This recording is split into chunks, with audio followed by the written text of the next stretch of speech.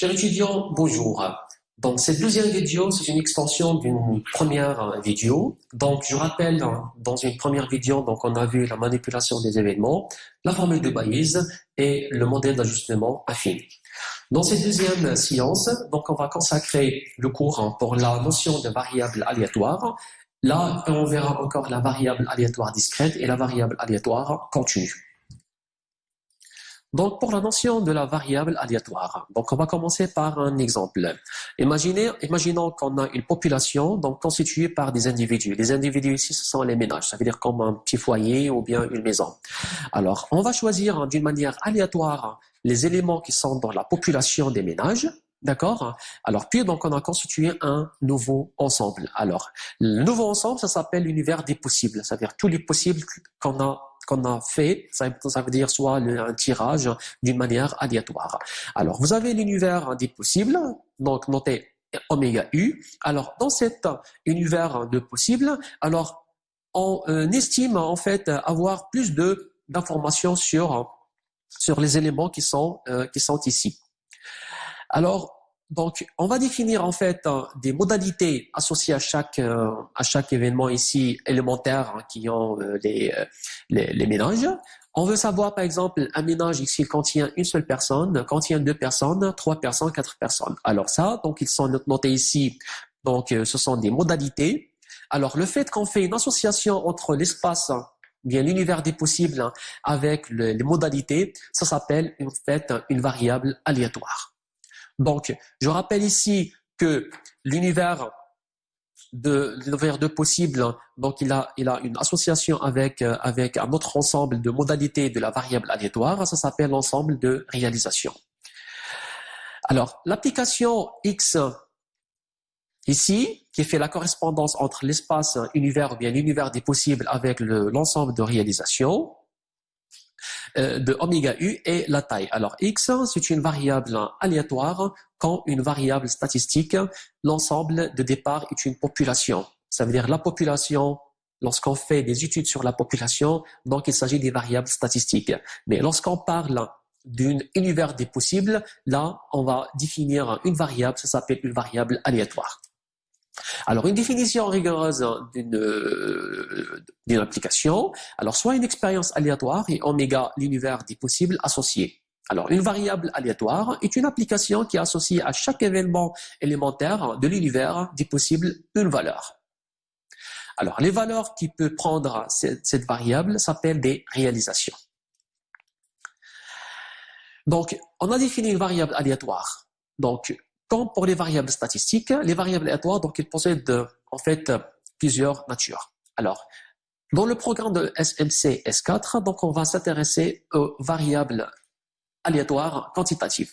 Alors, une variable aléatoire quantitative, c'est une variable qui peut prendre que des nombres. Alors, vous avez ici une variable aléatoire, donc, dite quantitative. Si ces réalisations, ce sont des nombres. Alors, donc, elle est discrète, soit continue. Donc, la variable discrète c'est l'ensemble de réalisations infinies ou infinies. Ça veut dire soit une partie de n, ça veut dire ou bien tout l'ensemble de n. Alors, donc, il est dite continue, c'est l'ensemble des réalisations est infini ou dénombrable. Ça veut dire soit on a une partie de R, soit on a tout l'ensemble R.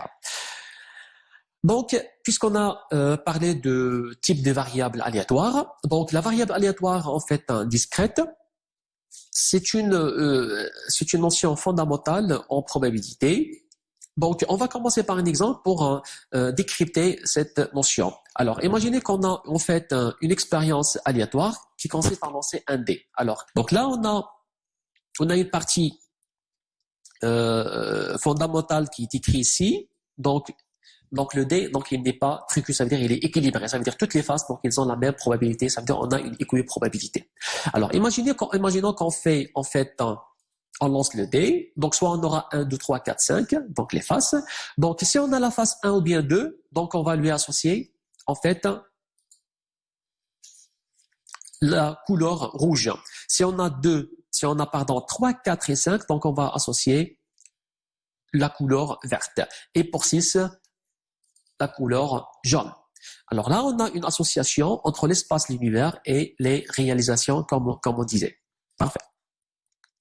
Alors, on va définir les probabilités. Alors, si les éléments tirés dans oméga appartiennent à B, alors B, en fait, ça sera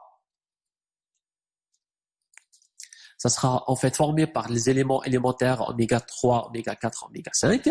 Alors, la probabilité P de X, définie sur l'ensemble des parties de oméga, qui est rouge, vert et jaune, est telle que, donc pour avoir vert, c'est noter en fait la probabilité de B, je dois absolument en fait parcourir toutes les valeurs, toutes les probabilités donc associées à oméga 3, oméga 4 et oméga 5. D'où en fait avoir vert, c'est la somme de toutes les probabilités de P de oméga I.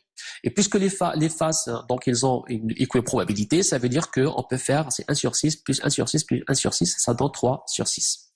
De même pour rouge, donc je dois avoir donc soit la face, en fait, je rappelle ici, soit en fait 1 ou bien 2. Bon, on a la même chose qui est ici. Donc 1 sur 6, 1 sur 6. La même chose pour champ. Alors, la distribution de probabilité ou de la distribution de probabilité ou loi de probabilité discrète est l'application Px telle que P de X associé à une valeur Pxi, c'est en fait c'est la probabilité des événements aléatoires qui sont marqués ici. Donc, on va noter tout simplement P de X égale à Xi, c'est la probabilité P indice I. Parfait.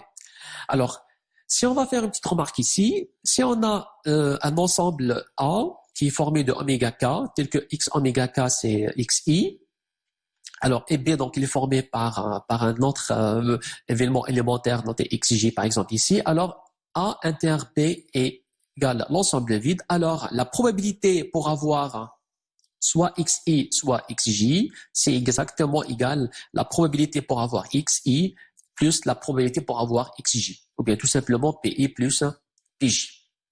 Ici, on peut dire voilà qu'on a la même analogie concernant en fait le cardinal. Si vous avez deux événements, deux ensembles disjoints, alors P de A union B, c'est le cardinal de A plus cardinal de B. Voilà. Encore une notion fondamentale encore, si on a une réalisation, alors la somme de toutes les probabilités donc vaut 1. Là, on peut dire voilà, on a cette valeur de vert, rouge et puis on a jaune. Alors si on fait la somme des trois probabilités, donc on tombe sur 1. Voilà. Donc on va passer à la présentation du loi de probabilité. Une fois qu'on a défini la variable aléatoire, et puis, donc, on cherche en fait à savoir sa loi de probabilité. Donc, on cherche en fait la manière pour présenter cette loi. Alors, la présentation de loi de probabilité, donc, ça existe sur 3 types. Soit on a tableau, graphique ou bien formule mathématique.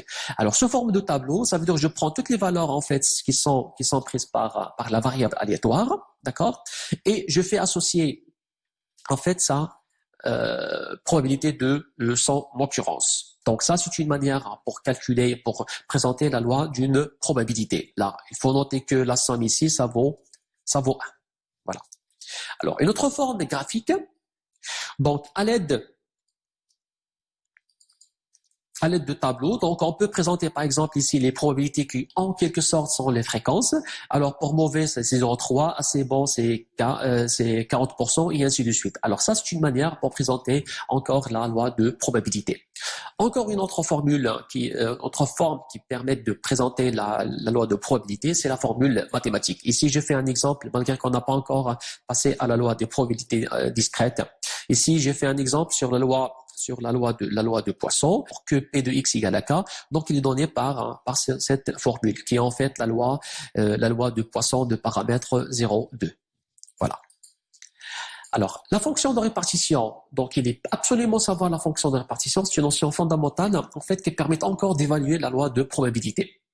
Alors, si on va revenir à l'exemple de tout à l'heure pour les ménages, alors si je choisis ici la probabilité Donc, je définis la variable aléatoire avoir une personne 2, 3, 4 ou bien supérieure à 5. Donc, je peux représenter ça sous forme d'un tableau. D'accord? Alors, avoir une seule personne, ça représente 42,45. D'accord? Alors, pour la deux personnes, ça s'écrit ici. Alors, 32,27, en fait, on prend l'effectif des gens, donc ayant 2 divisé sur la population. Donc, on a trouvé, en fait, cette valeur. Là. Alors, les probabilités cumulées sont calculées en sommant les probabilités individuelles des réalisations suivantes. Donc, pour avoir, en fait, voilà, ça s'écrit ici. Alors, la probabilité de choisir un ménage dont la taille est inférieure à 2, donc, c'est P de X est inférieur à 2. Donc, il est noté tout simplement F de 2. Donc, c'est P de X égale à 1 plus P de X égale à 2. Alors, une définition rigoureuse. Alors, la fonction de répartition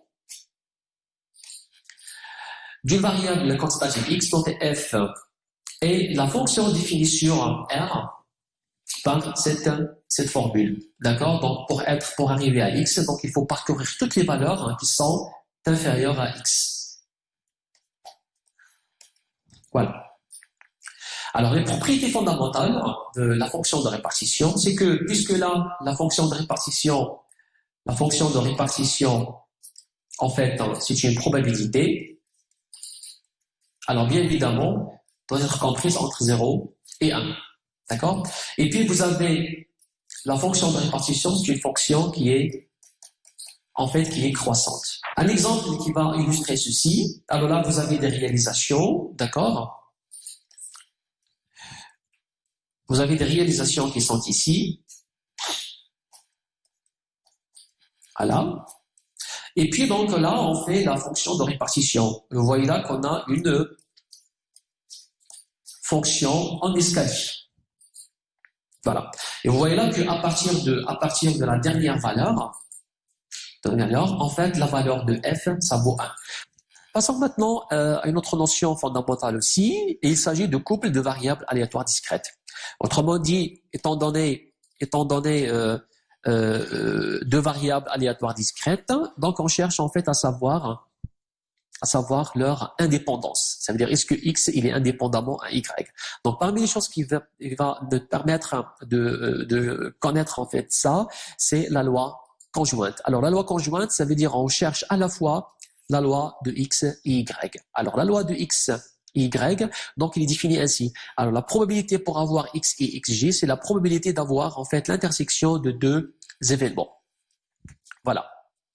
Donc, ça s'appelle la probabilité conjointe.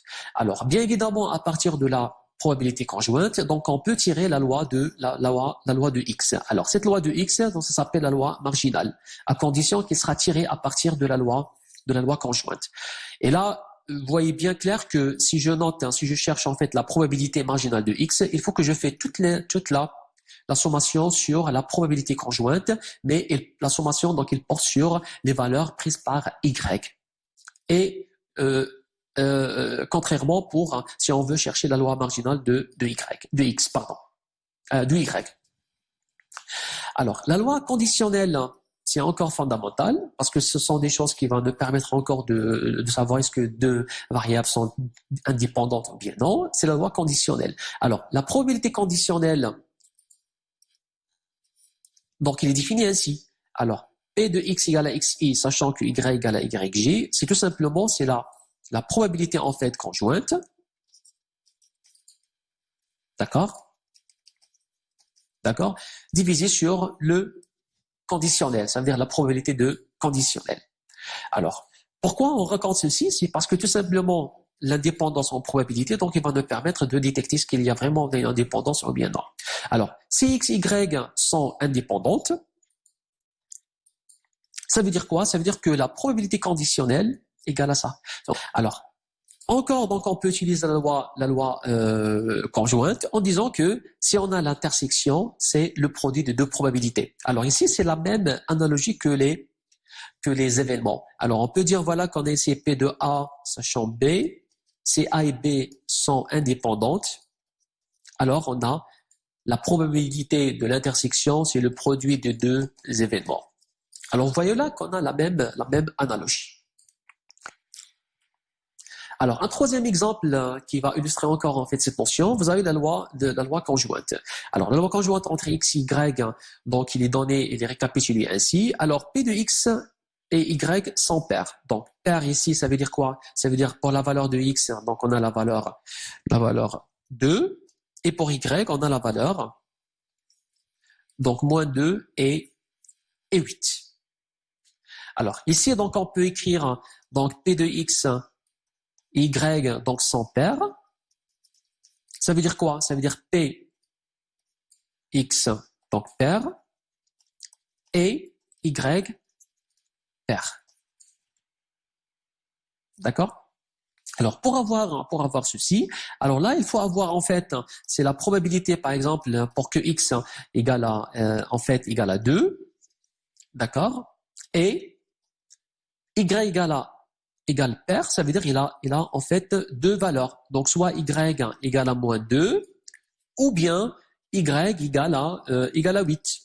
Alors ici, c'est comme on a en fait un A inter B union C. Voilà, donc finalement ici, donc on a P de x égale à 2, d'accord? Ou bien y égale à moins 2, plus, d'accord? P de x égale à moins 2 et y égale à 8. Donc, d'où la nécessité ici, donc ça donne la loi conjointe 2 avec moins 2. Voilà, c'est 0,09 plus 2 avec 8, en fait, moins 2, ici c'est 2, je m'excuse. Puis vous avez un 0,06 qui donne 0,15. Alors, pour un deuxième exemple, encore on a la probabilité conditionnelle. Alors ici, vous avez P de x, donc égal à 1, sachant que y égale à 5 ou bien 8. Ça veut dire quoi ici? Ça veut dire qu'on a la probabilité, d'accord, pour que x égale à 1 et y égale à 5, ou bien, d'accord, ça veut dire ici, ça sera un plus, d'accord, fois ceci. Alors la même chose en fait, donc on va passer à une deuxième situation, là où on a en fait la probabilité conditionnelle. On a P de x égale à 1, sachant que y égale à 5 ou bien 8. Alors, donc on va essayer de voir les deux notions. Ça veut dire là que c'est comme on a ici le conditionnel et on a en fait la réunion. Alors la réunion, c'est toujours ça se traduit par un plus. Parfait. Alors, donc, soit x égale à 1 et y égale à 5, ou bien x égale à 1 ou y égale à 8. D'accord? Et bien évidemment, divisé sur, en fait, p de x, p de y égale à 5 ou 8. D'accord? Donc, ça veut dire autrement dit, c'est égal à p de y égale à 5 plus p de y égale à 8. Voilà. Maintenant, pour les paramètres d'une variable aléatoire. Donc, on a défini une variable aléatoire discrète. Donc, on a trouvé, en fait, sa loi de probabilité. Alors là, il faut absolument chercher son espérance et son variance. Alors, je rappelle ici que l'espérance... Donc, ici, donc, on va passer au calcul des paramètres d'une variable aléatoire discrète. Donc, il s'agit de l'espérance et de la variance. Donc, l'espérance, en quelque sorte, c'est la moyenne. Et la variance...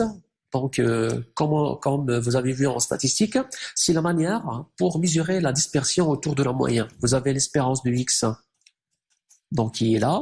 Vous avez ici des réalisations qui sont partout. Et vous avez en fait l'espérance, en fait, c'est le centre de gravité. Alors ici, la variance, donc il mesure la dispersion autour de la moyenne. Ça veut dire là, on a des xi ici, des xi qui sont ici. Et là, vous avez la moyenne. Et là, on cherche la moyenne des distances. Donc, c'est exactement, c'est la variance. Alors, l'espérance, c'est l'espérance mathématique d'une variable aléatoire, donc il est défini ainsi. Donc, c'est une somme pondérée. Ça veut dire on a une réalisation xi, d'accord, qui se répète, ou bien qu'il a la chance, ou bien la possibilité d'être apparu avec une probabilité pi. Alors, donc, x, donc il a des réalisations x1 jusqu'à xn. Alors, chaque réalisation, donc, il a une probabilité d'être apparu. Donc, bien évidemment, donc l'espérance, donc c'est la multiplication, d'accord, de xi fois pi. Alors, pour un x carré, c'est tout simplement on remplace les xi qui sont ici par xi bar. Donc autrement dit, on peut même chercher en fait l'espérance d'une fonction. Ça sera f de x que multiplié fois p de i. Ici c'est p de xi. Alors le produit, donc on aura besoin absolument de la loi conjointe. D'accord? Parmi les propriétés fondamentales de l'espérance, on a la linéarité. Donc l'espérance de ax plus b, c'est a fois l'espérance de x plus b. C'est parce que l'espérance d'une constante, c'est toujours une constante. Donc on a encore l'additivité, ça veut dire que l'espérance des sommes, c'est la somme des espérances. Pour la variance, c'est elle-même, c'est une espérance mathématique, sauf que, donc, il est défini ainsi. C'est-à-dire, on cherche, en fait, la relation, en fait, la distance entre la réalisation et x, comme on a fait ici. Donc, ça, en fait, ça s'élève au carré. Alors, plus souvent, chers étudiants, il faut absolument, en fait, il vaut mieux d'utiliser, en fait, cette formule parce qu'elle est très simple pour la manipulation et c'est une conséquence, en fait, de ça. Alors, contrairement à l'additivité de l'espérance, on a une non-linéarité de la variance. Donc, la variance de ax plus b, c'est a carré fois la variance de b. Donc, je rappelle ici que la variance de constante, il est toujours nulle. Donc, vous avez ici un exemple qui est très simple. Vous avez des réalisations qui sont ici et vous avez les probabilités de réalisation. Donc, l'espérance, donc, il est défini ainsi. Donc, le produit ici, produit ça, produit ça, produit ça. D'accord? Donc, il y a la variance. Donc, c'est l'espérance des carrés moins carré des espérances. Donc, on a les deux résultats qui sont ici. Maintenant, la covariance. Aussi, c'est une notion fondamentale qui permet de, par suite, vous allez voir qu'il s'agit d'un test qui permet de voir est-ce qu'on a une indépendance entre deux variables. Alors, la covariance, donc, il est défini pour les variables aléatoires, donc, il est défini ainsi.